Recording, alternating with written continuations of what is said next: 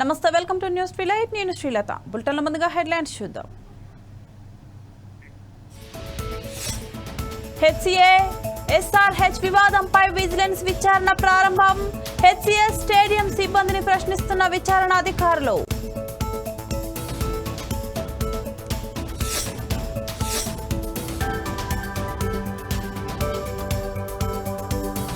కేంద్ర మంత్రి ధర్మేంద్ర ప్రధాన్తో తెలంగాణ బీజేపీ ఎంపీల భేటీ. గచ్చిబౌలి భూముల వ్యవహారంలో జోక్యం చేసుకోవాలని విజ్ఞప్తి. హెచ్సియు భూములపై మంత్రులతో రేవంత్ భేటీ. అధికారుల నుంచి సమగ్ర నివేదిక తీసుకున్న సీఎం.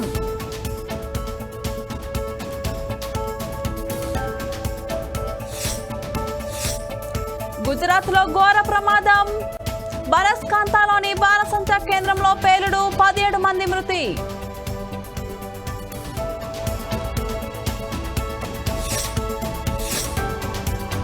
భారీ నష్టాలతో ముగిసిన స్టాక్ మార్కెట్. 1390 పాయింట్లు నష్టపోయిన సెన్సెక్స్. 353 పాయింట్లు కోల్పోయిన నిఫ్టీ.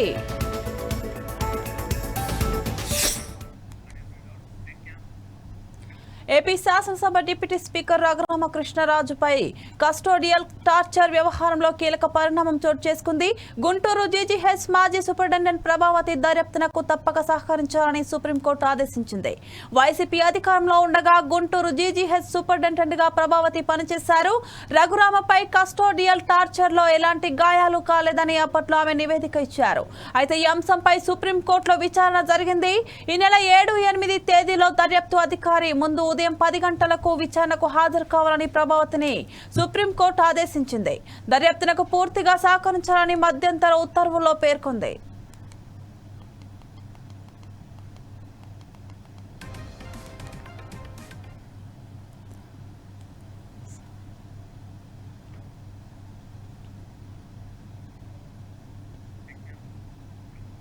హెచ్సిఏ ఎస్ఆర్హెచ్ వివాదంపై ఉప్పల్ స్టేడియంలో విజిలెన్స్ అధికారుల విచారణ కొనసాగుతుంది.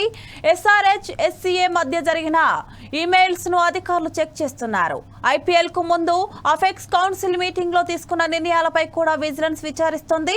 ఇప్పటికే 2 సంవత్సరాలుగా హెచ్సిఏ చేపట్టిన రెనరేషన్ వాటికి సంబంధించిన లెక్కలను అధికారులు పరిశీలిస్తున్నారు. ఎస్ఆర్హెచ్ ఎస్సీఏ మధ్య ఐపీఎల్ కు ముందు జరిగిన ఒప్పందాలకు సంబంధించి రికార్డ్స్ ను పరిశీలిస్తున్నారు విజిలెన్స్ అధికారులు. అందుబాటులో ఉన్న ఆఫీస్ బేరర్లందరికీ స్టేడియానికి రావాలంటూ సమాచారం ఇచ్చారు విజిలెన్స్ అధికారులు.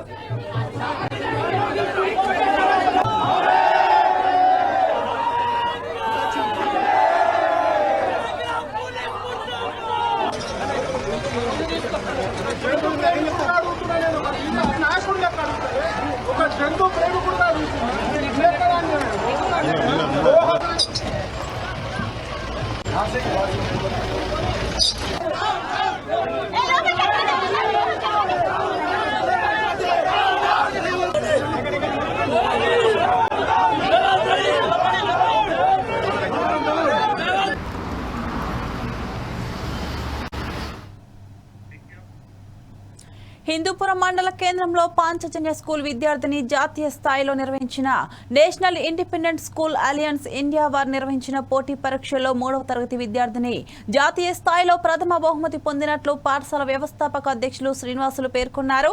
ఇటీవల జాతీయ స్థాయిలో నిర్వహించిన national independent school alliance India వారు నిర్వహించిన పోటీ పరీక్షల్లో తమ పాఠశాలకు చెందిన 3వ తరగతి విద్యార్థిని అలిషా అంజు ప్రథమ ర్యాంకు సాధించినట్లు పాంచజన్య శ్రీనివాసులు తెలిపారు. ఈ సందర్భంగా ఆయన మాట్లాడుతూ తమ పాఠశాలకు చెందిన చిన్నారి జాతీయ స్థాయిలో ప్రథమ ర్యాంకు సాధించడం తమ పాఠశాలకు గర్వకారణమన్నారు. జాతీయ స్థాయిలో ప్రథమ ర్యాంకు సాధించిన విద్యార్థిని అలిషా అంజును పాఠశాల సిబ్బంది ప్రత్యేకంగా అభినందించారు.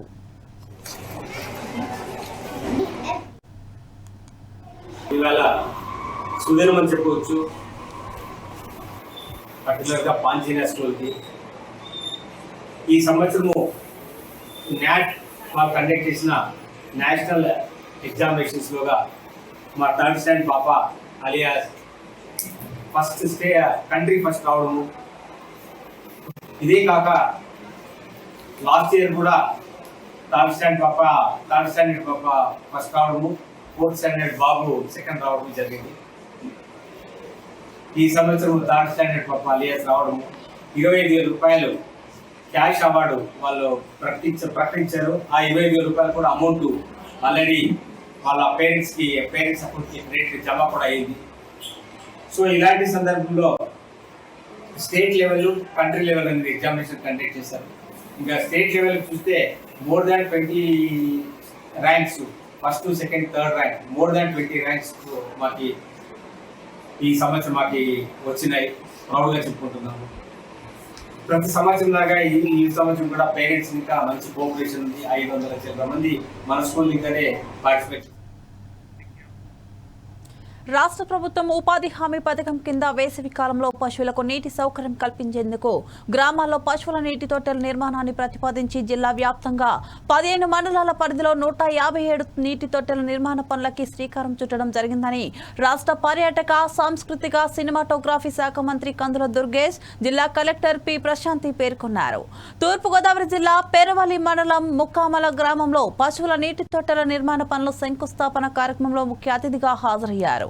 ఈ సందర్భంగా మంత్రి కందుల దుర్గేష్ మాట్లాడుతూ పశువుల తాగునీరు అవసరాల కోసం చేపట్టిన తొట్టెలకు నీటి కనెక్షన్ సంబంధిత గ్రామ పంచాయతీ ద్వారా అందించడం జరుగుతుందన్నారు.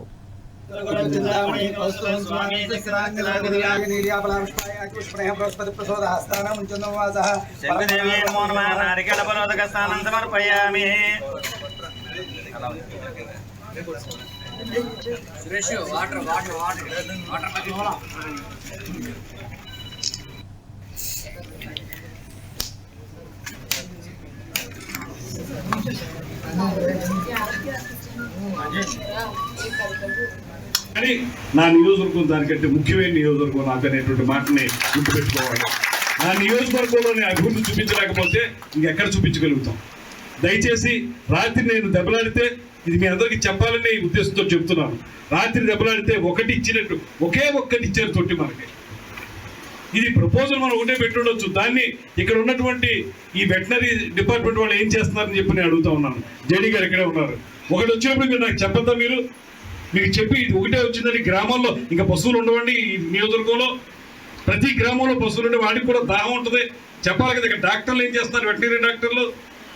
ఇది చాలా గ్రాస్ ఇర్రెగ్యులారిటీ, గ్రాస్ నెగ్లిజెన్స్ అండి. ఇది ఐ కెనాట్ టాలరేట్ దిస్. మీరు అందరూ ఉండగా చెప్తున్నాను నేను. I cannot tolerate this one. Please understand. Here after ఇది కానీ రిపీట్ అయిందైతే మాత్రం మీరు ఎవరు మా జిల్లాలో పనిచేయక్కర్లేదు. మీకు కావాల్సిన చోటుకి వెళ్ళి పనిచేసుకోండి. ఇది క్లియర్గా నేను ఆన్ రికార్డ్ చెప్తాను. ఈ మాట ఒకటి ఇస్తారా మీరు? నేను జిల్లా మంత్రికి మీరు ఇన్ఫార్మ్ చేసి ఒకటి ఉందండి ఇంకా తదిమ గ్రామాల్లో కావాలా వద్దని అడగద్దా? It's very bad. దయచేసి మనం ఉపయోగించుకుందాం. నేను మళ్ళీ దెబ్బలాడి పెట్టించాను. ఈ నియోజకవర్గానికి తక్కువలో తక్కువ 55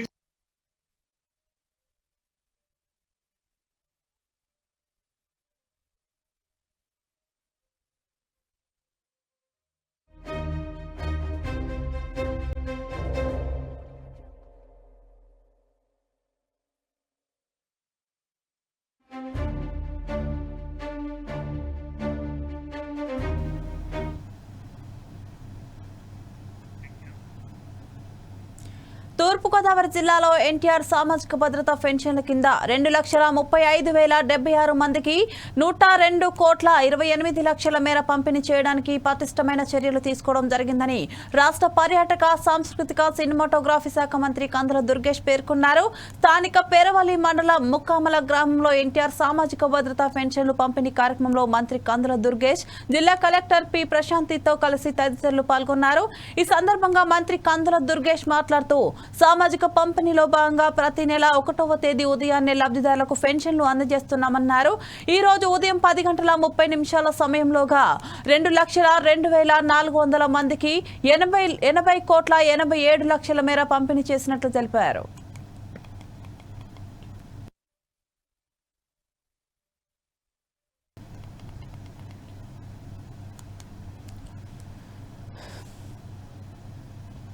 హైదరాబాద్లోని కంచగచ్చిబౌలి భూముల వ్యవహారాన్ని తెలంగాణ బీజేపీ ఎంపీలు పార్లమెంట్ ఉభయ సభల్లో ప్రస్తావించారు.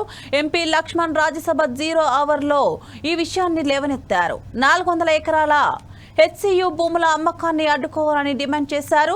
రాష్ట్ర ప్రభుత్వం టీజీ ఐఐసి ద్వారా భూముల అమ్మకానికి సిద్ధమైందని, విశ్వవిద్యాలయానికి కేటాయించిన భూములను కాపాడాలని కోరారు. యూనివర్సిటీకి కేటాయించిన భూములను మార్కింగ్ చేసేలా చర్యలు తీసుకోవాలని ఎంపీలు కోరారు.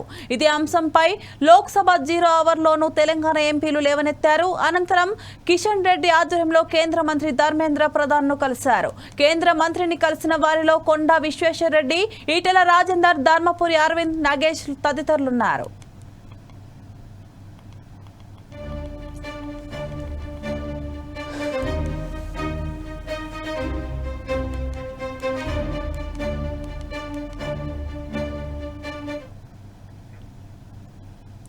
ఆహార భద్రత కార్డుల లబ్ధిదారుల కోసం భద్రాద్రి కొత్తగూడెం జిల్లా మనుగూరులోని సమితి సింగారం గ్రామంలో చౌక దుకాణాల ద్వారా సన్నబియ్యం పంపిణీ చేసే పథకాన్ని పినపాక శాసనసభ్యులు పాయం వెంకటేశ్వర్లు ప్రారంభించారు. ఈ సందర్భంగా పాయం వెంకటేశ్వర్లు మాట్లాడుతూ ప్రజా సంక్షేమమే ధ్యేయంగా ఉగాది పండుగ రోజున సీఎం రేవంత్ రెడ్డి హుజూరాబాద్ లో అట్టడుగున ఉన్న అన్ని వర్గాల పేదల కోసం లబ్ధి చేకూరే విధంగా చౌక దుకాణాల ద్వారా సన్నబియ్యం పంపిణీ పథకాన్ని ప్రారంభించారన్నారు. అందులో పినపాక నియోజకవర్గంలో సన్నబియ్యం పంపిణీ పథకాన్ని ప్రారంభించినందుకు చాలా సంతోషంగా ఉందని, పేదల కోసం ఆలోచిస్తూ ఇలాంటి పథకాలు అమలు చేస్తున్న సీఎం రేవంత్ రెడ్డికి నియోజకవర్గ ప్రజల తరపున కృతజ్ఞతలు తెలియజేస్తున్నామని అన్నారు. రేషన్ కార్డు లేని వారు కొత్త రేషన్ కార్డు కోసం దరఖాస్తు చేసుకుని ఈ పథకాన్ని సద్వినియోగపరచుకోవాలని అన్నారు.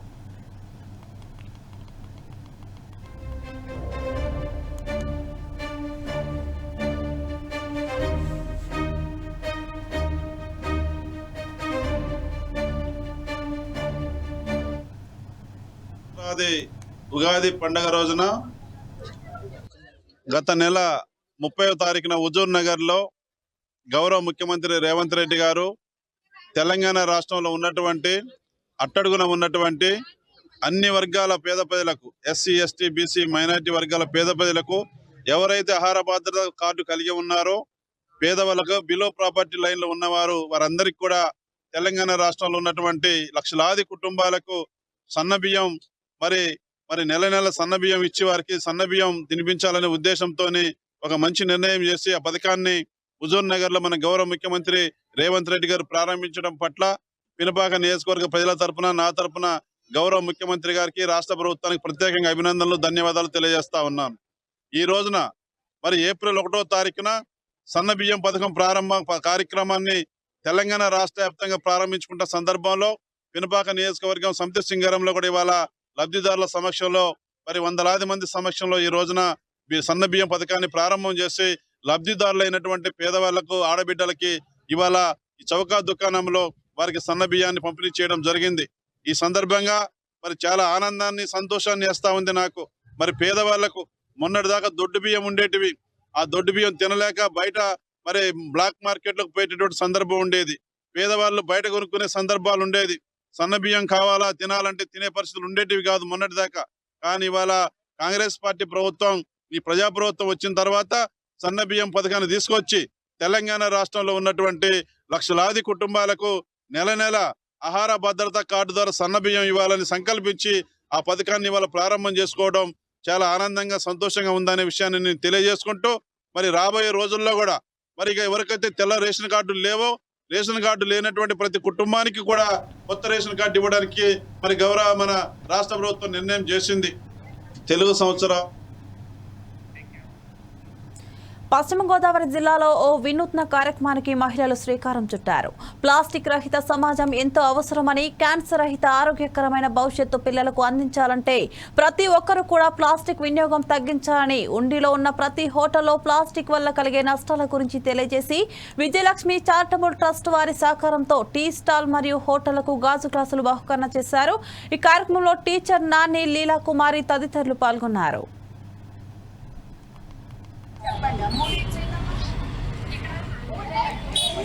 ప్లాస్టిక్ వద్దు, గాజు గ్లాసులే ముద్దు. ప్లాస్టిక్ వద్దు, గాజు గ్లాసులే ముద్దు. ప్లాస్టిక్ వద్దు. అందరూ ప్లాస్టిక్ నిర్మూలన కోసం ప్రయత్నం చేస్తున్నామండి. అందులో మూలంగా దానికి అనుగుణంగా ఇప్పుడు టీ స్టాల్ లో ఉపయోగించే ప్లాస్టిక్ గ్లాసులు ఉపయోగించకుండా ఉండడం కోసం చారిటబుల్ ట్రస్ట్ నుంచి, నల్లా విజయలక్ష్మి చారిటబుల్ ట్రస్ట్ నుంచి ఈ గాజు గ్లాసులు ఈ రోజు పంపిణీ చేస్తున్నామండి. శ్రీ నల్లా విజయలక్ష్మి చారిటబుల్ ట్రస్ట్ నుంచి మనం ప్లాస్టిక్ వాడకుండా గాజు గ్లాసులే అని చెప్పని మన టీ స్టాల్స్ కి అందజేస్తున్నామండి ట్రస్ట్ ద్వారా. మనం టీ స్టాల్స్ ఒకటే కాదండి, మన ఇంట్లో కానీ మనం వాడుకునే పద్ధతుల్లో కానీ, కవర్స్ కానీ, హోటల్స్ లో కానీ ప్రతి ఒక్కళ్ళు కూడా కవర్స్ అనేది అవాయిడ్ చేయాలండి. దానికోసం రేపొద్దున మన పిల్లల భవిష్యత్తు కోసం అవి ఆ ప్లాస్టిక్ అనేది భూమిలో మనకి ఇంకిపోతే మనకి వాటర్ అనేది రాదండి. 100 సంవత్సరాలైనా 1000 సంవత్సరాలైనా అలాగే ఉండిపోతాయండి. దానివల్ల క్యాన్సర్ కి కారకం అవుతుంది. మనకి రీసెంట్ గా ఇక్కడ బిక్కవోడ్లో మనకి క్యాన్సర్ మొత్తం టెస్ట్లన్నీ చేశారు. అందరికీ కూడా మాక్సిమం 200-150 మెంబర్స్ దాకా కన్ఫర్మ్ అయింది క్యాన్సర్ది. అందుకని ప్లాస్టిక్ వాటిల్లో వేడివేడి వేసుకొని తినడం కానీ, తాగడం కానీ, ఓన్లీ మనం అరిటాకుల్ని, మన సాంప్రదాయాన్ని, మన సంస్కృతిని ముందుకు తీసుకెళ్దాం. భోజనాల్లో అరిటాకులు అలా తీసుకొని ముందుకెళ్దాం. ఇంట్లో కూడా స్టీల్ వాటిని మనం ప్రిఫర్ చేద్దాము. అందరం కూడా ప్రతి ఒక్కళ్ళు చెయ్యి కలిస్తేనే అవుతుందండి. ఓన్లీ ఇక్కడ ఉండి నుంచి నల్లా విజయలక్ష్మి చారిటబుల్ ట్రస్ట్ నుంచి ప్రసాద్ గారు ఒక్కళ్ళే చేయడము, మేమందరం మహిళలందరూ కూడా తోడ్పడి అందరికి దానికి సపోర్ట్ గా చేసి మాకు సపోర్ట్ ఆయన ఇచ్చి మమ్మల్ని ముందుకు నడిపిస్తున్నారు ఆయన. ఇది మంచి విషయం అండి. మనకి రేపొద్దున భవిష్యత్తు గురించి మన క్యాన్సర్ రాకుండా మెయిన్ ప్రాబ్లం ఏంటంటే క్యాన్సర్ ప్రతి దాంట్లోనూ మనం ప్లాస్టిక్ ఉండటం వల్ల క్యాన్సర్ అనేది అందరికీ వస్తుందండి. ఇప్పుడు ఆడవాళ్ళకి లేదు, మగవాళ్ళకి లేదు, అందరికీ వస్తుంది. అందువల్ల మనం ప్లాస్టిక్ అనేది తగ్గించడానికి, ఆ వాడకం తగ్గించడానికి ఎక్కడైతే మనం ప్లాస్టిక్ వాడకం తగ్గించాలో అక్కడ తగ్గించి దాని బదులు దేశీయ స్టాక్ మార్కెట్ సూచీలు భారీ నష్టాల్లో ముగిశాయి. అమెరికా ప్రతీకార సుంకాల భయాలు మార్కెట్ సెంటిమెంట్ను దెబ్బతీశాయి. ముఖ్యంగా ఐటీ, బ్యాంకింగ్ షేర్లలో అమ్మకాల ఒత్తిడితో సూచీలు భారీగా కుదేలయ్యాయి. ఇంట్రాడేలో సెన్సెక్స్ ఏకంగా 1400 పాయింట్లకు పైగా క్షీణించగా నిఫ్టీ 23,200 మార్కు దిగువనకు చేరింది. మదుపర్ల సంపదగా భావించే బీఎస్ఈలో నమోదిత కంపెనీల మొత్తం విలువ దాదాపు 3.5 లక్షల కోట్లు క్షీణించి 409 లక్షల కోట్లకు పరిమితమైంది. సెన్సెక్స్ 30 సూచీలో ఇండస్ ఇండ్ బ్యాంక్, జొమాటో మినహా మిగిలిన అన్ని షేర్లు నష్టాల్లో ముగిశాయి. HCl technologies, HDFC bank, Bajaj Finserv, Infosys, Bajaj finance షేర్లు ప్రధానంగా నష్టపోయాయి.